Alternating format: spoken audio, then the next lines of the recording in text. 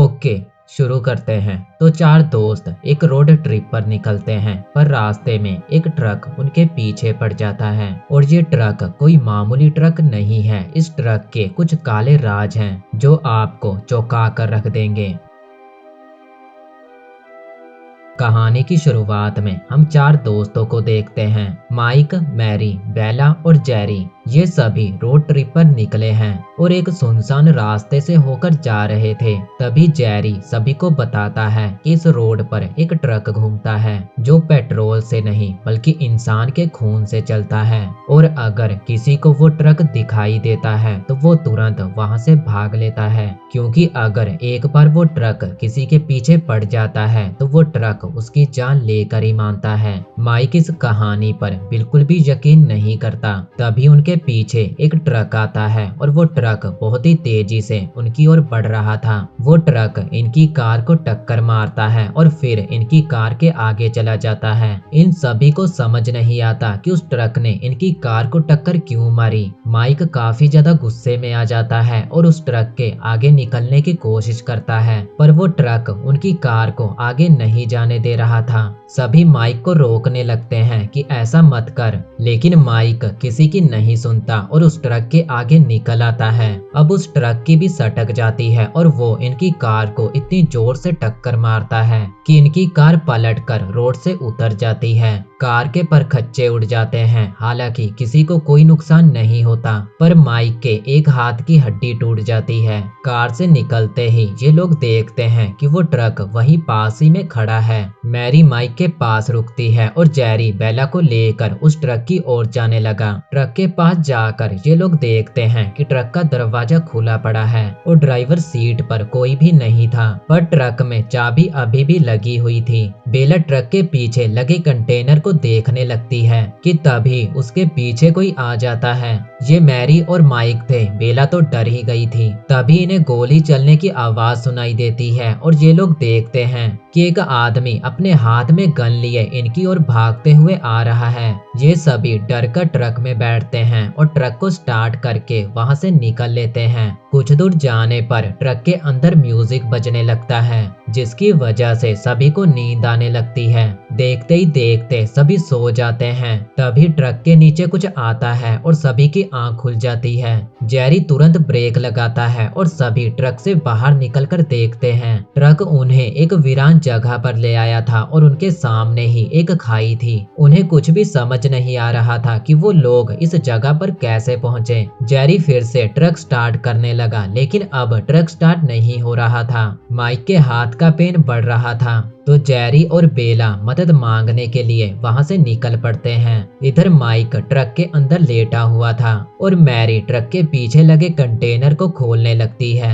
शायद उसके अंदर इन्हें कुछ काम का मिल जाए। कंटेनर पर ताला लगा हुआ था। वो उस ताले को पत्थर से तोड़ने की कोशिश करती है, लेकिन वो ताला टूटने का नाम नहीं ले रहा था। हार कर वो उसे छोड़ देती है। फिर वो पेट्रोल टंकी चेक करती है, लेकिन वो देखती है कि टंकी में तो पेट्रोल है ही नहीं। वो पूरे ट्रक को अच्छे से देखने लगती है। तभी उसे एक अजीब सी पाइप दिखाई देती है। जब वो उस पाइप को खोलती है तो उस पाइप के अंदर से लाल रंग का लिक्विड निकलता है। वो इसे देखती है कि आखिर ये चीज है क्या। फिर वो वहीं पर आग जलाकर धुआं करती है ताकि उस धुएं को देखकर कोई उनकी मदद करने के लिए आ जाए। इधर माइक की आंख खुलती है और उसे सीट के अंदर एक छेद दिखाई देता है। वो उस छेद के अंदर हाथ डालता है और उसे एक चाबी मिलती है। न जाने उसे क्या होता है कि वो ट्रक के पीछे जाता है और कंटेनर पे लगे ताले को खोलने लगता है। वो दरवाजा खोलकर कंटेनर के अंदर चला जाता है। जैसे ही वो अंदर जाता है तो दरवाजा अपने आप बंद हो जाता है। इधर मैरी जब माइक को देखने के लिए ट्रक के अंदर आती है तो वो देखती है कि माइक उधर है ही नहीं। तभी माइक कंटेनर से बाहर निकलता है और अब वो काफी ज्यादा अजीब लग रहा था। उसका हाथ बिल्कुल ठीक हो चुका था। इधर बेला जेरी को कहती है कि ये सब तुम्हारी वजह से हो रहा है। तुम ही हमें उस ट्रक से इस जगह पर लेकर आए। बेला की ऐसी बातें सुनकर जेरी को गुस्सा आ जाता है और दोनों में लड़ाई होने लगती है। बेला जेरी को छोड़कर वहां से चली जाती है। बेला के जाने के बाद जेरी वहां पर अकेला था और तभी वहां पर वही आदमी आ जाता है जो गन लिए इनके पीछे भाग रहा था।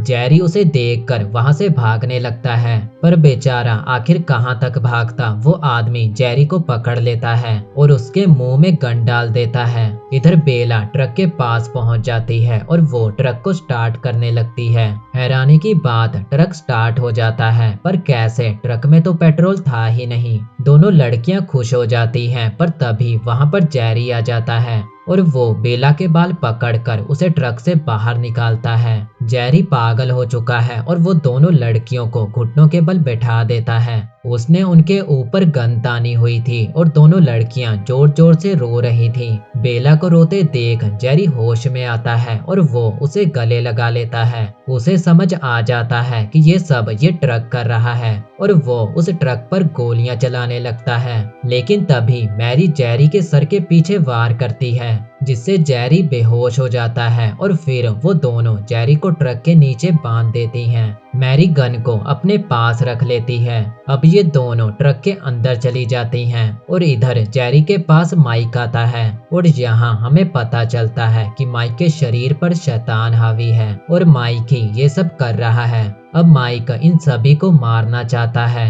वो जेरी को खोलता है और उसे पकड़कर ट्रक के नीचे लेटा देता है। इधर बेला ट्रक को स्टार्ट कर देती है और जेरी का सर टायर के नीचे आकर कुचला जाता है। इन दोनों को लगता है कि टायर के नीचे कुछ आ गया है और जब ये दोनों वहां जाकर देखती हैं तो इन्हें वहां पर जेरी की लाश दिखाई देती है। ये दोनों फिर से जेरी की लाश को ट्रक के नीचे बांध देती हैं और जब कुछ देर बाद ये दोनों वापस आकर देखती हैं तो जेरी की लाश वहां से गायब थी। इन दोनों को तो समझ नहीं आ रहा था कि जेरी की लाश कहां जा सकती है। तभी बेला के पास माइक आता है और वो बेला को अपनी बातों में फंसाने लगता है। वो बेला को फंसाकर कंटेनर के अंदर ले जाता है। इधर मैरी बेला को ढूंढ रही थी, तभी माइक उसके सामने आता है। मैरी देखती है कि माइक का हाथ पूरी तरह से ठीक हो चुका है, पर उसका हाथ अपने आप कैसे ठीक हो सकता है? माइक मैरी को अपनी बातों में फंसाने लगता है और वो उसे भी फंसाकर कंटेनर के अंदर ले जाने लगता है।